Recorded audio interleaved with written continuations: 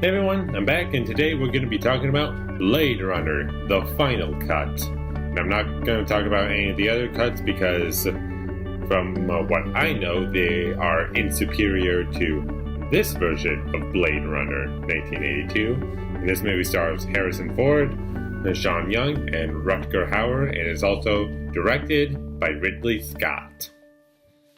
And basically what Blade Runner is all about is it's a detective noir film, and it takes place in the year 2019 of Los Angeles, I believe, in November.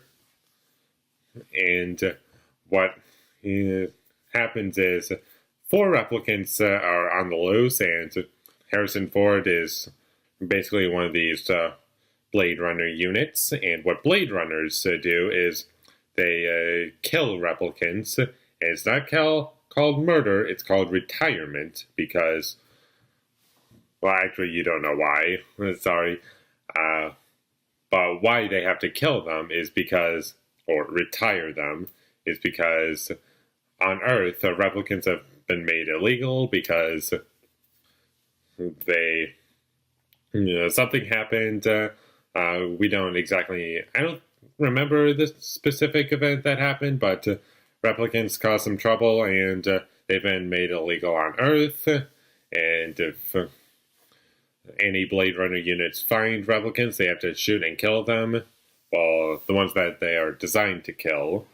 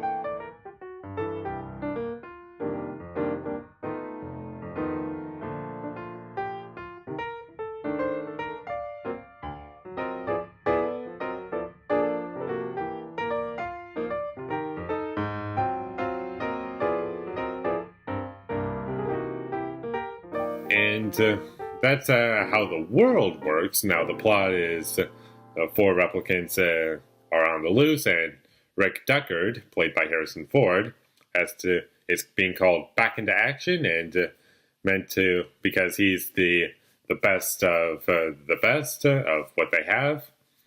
And also, he's being called back into action so he can hunt down these 4 replicants and take them down.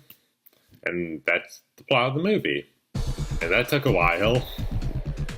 It's kind of hard to just say the plot because you also have to explain how the world works in Blade Runner.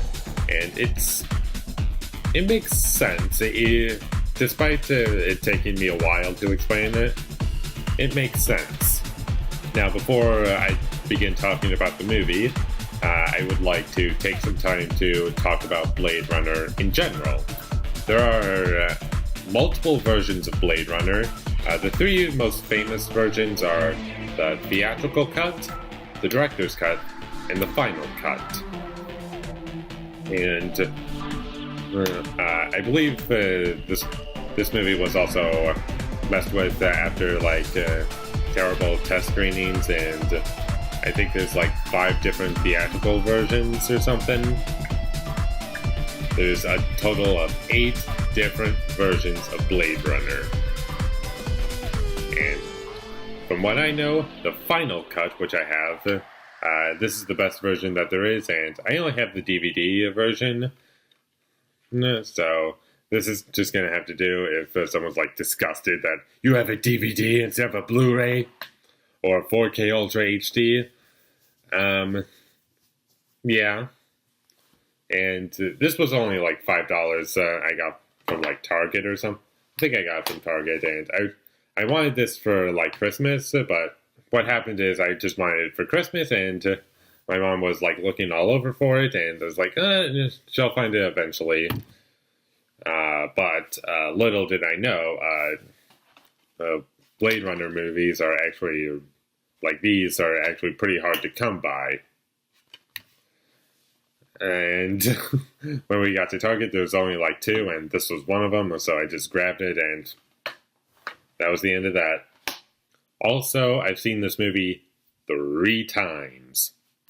I'll talk about my first viewing first, and what I basically was trying to do is know as little as possible about Blade Runner as I could, because I was trying to avoid anything that was talked about, or like anything at all, because I thought if I go into the movie blind, I would have possibly the best experience I could. And it was playing the Wednesday before 2049 was officially released in theaters. And so I went in to see Blade Runner, and it was the final cut. And so I thought, oh, this is a perfect opportunity, so I'll go watch Blade Runner. And at that point in time, I went to see Blade Runner.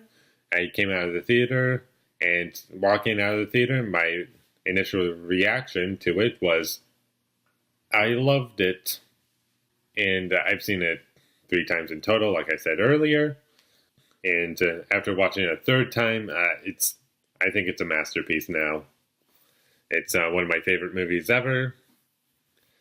And I think it's on par with 2049 and Alien.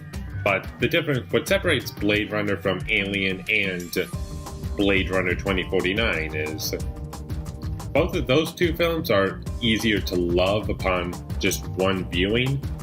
Blade Runner takes multiple viewings to fully understand what it's going for and why it's great. And I will get into why without getting into spoilers. But what I can tell you for now is that watch this movie for the first time and don't hesitate to watch it multiple times, because if you want the best experience from Blade Runner, then you'll watch it multiple times. And this movie is actually pretty rewatchable, sorry. Now that I've talked about Blade Runner, well, outside of the film, and hinted a little bit in the film, let's actually talk about the film and what I love about it. We'll start off with the performances in Blade Runner, and they're really great.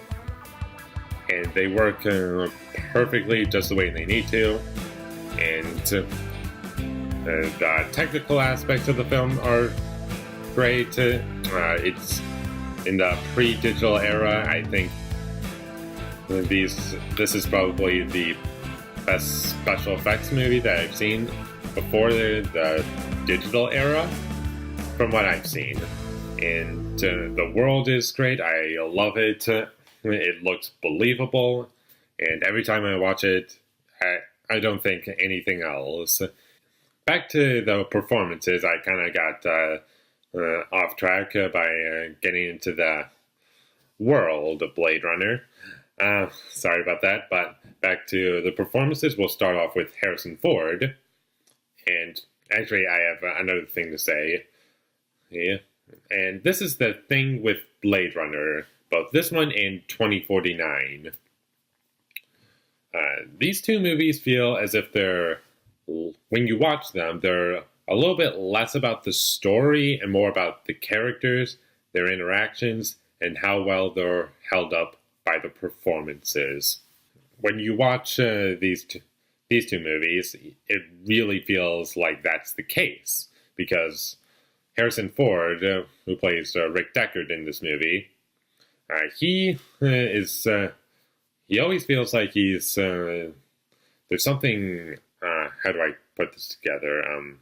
When you see him and he's actually out in action, and you really understand just by his performance why he gave up being a Blade Runner, because when he's later in the film, when he's going after them, You see just these expressions on his face, and this movie's also fairly ambiguous, which I also really like, and I think it's very well done. And I keep jumping back and forth. I'm sorry about that, but there's just so much to talk about, and I will not spoil anything. I promise. But back to what I was saying, why I think Rick Deckard quit hunting down replicants is you just see on his face when he's about to shoot, like he just gives this expression of like he just doesn't like killing replicants. And this movie also hints that possibly, Rick Deckard, the one who's hunting down replicants, may be a replicant himself. And I've heard some complaints that makes the movie boring. I don't see that. I think that this movie works both ways. Either he's a human or a replicant, because I have quite a few theories going on in my head, and I'm thinking of doing a spoiler review of Blade Runner, because I think that'll allow me to discuss a lot of things that I can't discuss here. Moving on, we'll get into Sean Young. This is the only movie I've seen her in. I don't know where she's been, but in this movie she gives a different performance than what you would probably expect. And what I mean by that is, when you watch it, like everyone basically kind of acts like a robot, but in the context of this movie, it works. And I would explain why, but I can't, because spoiler territory. Now that I've discussed Sean Young, I will get into Rutger Hauer. Rutger Hauer just might give the best performance in the entire movie, and whenever he's on screen, he basically steals the entire show. He's so good, he brings a lot of humanity to the character he's playing, and every time he's on screen, you can tell that it's just, there's so much, I don't even know how to put this together. It's just so good. From what I know behind the scenes about this movie went over, like, behind the scenes, this movie was like a disaster. Ridley Scott and Harrison Ford, like, did not get along at all, because they hated each other, and Harrison Ford and Sean Young hated each other. I don't know why those two hated each other, but Rutger Hauer and Ridley Scott got along pretty well behind the scenes, sorry. Yeah, and because of that, Rutger Hauer was actually allowed to improvise a lot. Some of the stuff that was improvised is incredible, and he really understood his character so well. And I've actually seen an interview with Rutger Hauer on this movie, and he says that he doesn't think that his character is the villain. He says that Harrison Ford is the villain, and that works. That makes sense. You can say Harrison Ford or Rutger Hauer.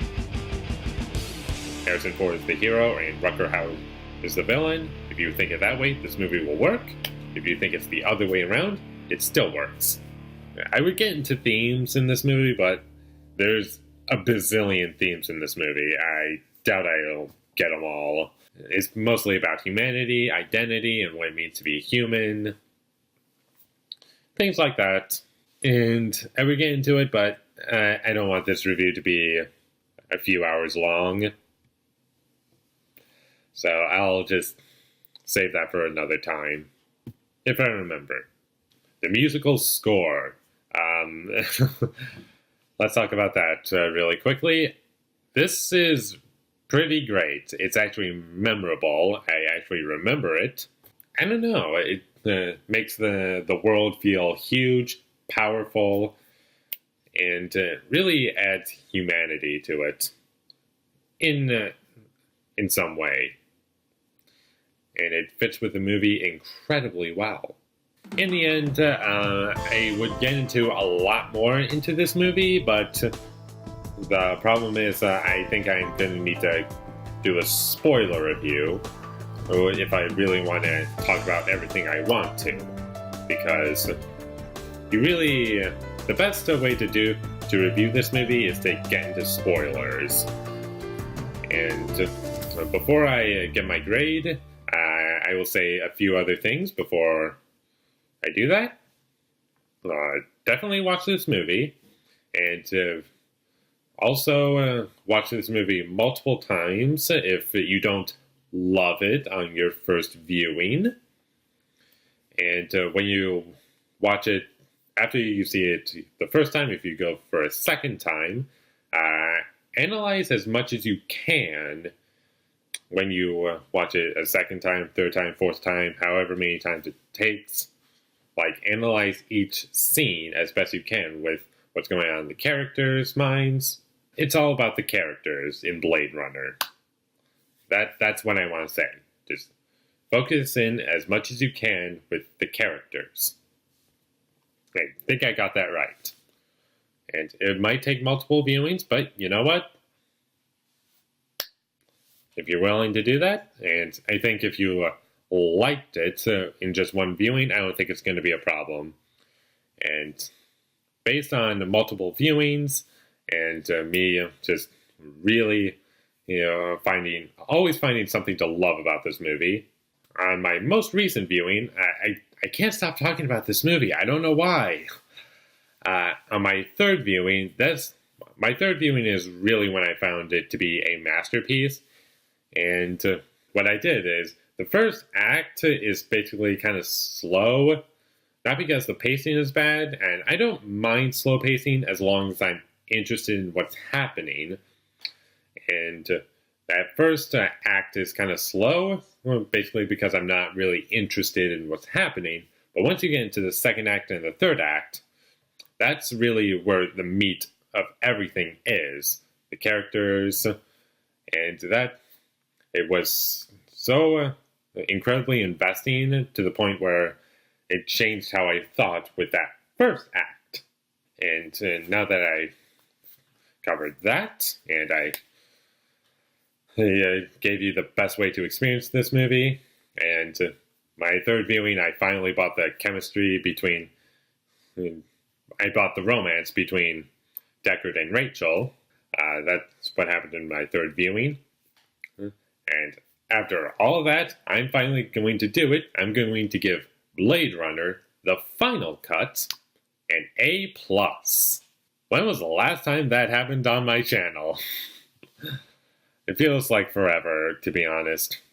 Thank you for watching my videos as always. If you enjoyed this review, be sure to leave a like and comment down below what you thought of Blade Runner, the final cut down below. Or if you want to say something else involving Blade Runner, and you need some ideas on what you want to talk about, then what I'll ask you is, if you've seen the other versions of Blade Runner, tell me what the differences are down below, because I am very interested to know. I saw a video that basically told me all the different versions, and I believe there was like 8 different versions that it told me. But I'm always interested to see what you guys say down below. And follow me on my social media for Twitter, the Stardust app, and and Facebook. Sorry, yeah, that'll be in the description down below. And last but not least, subscribe to be a part of Foley Nation. And I'll see you when I get my next review up, and it's going to be Inception, based on because that's what my list says on Twitter. That's what I have. That's what I wanted to do. And thank you for watching, and have a great day. And I hope you all see Blade Runner, the final cuts, and look out for my spoiler review.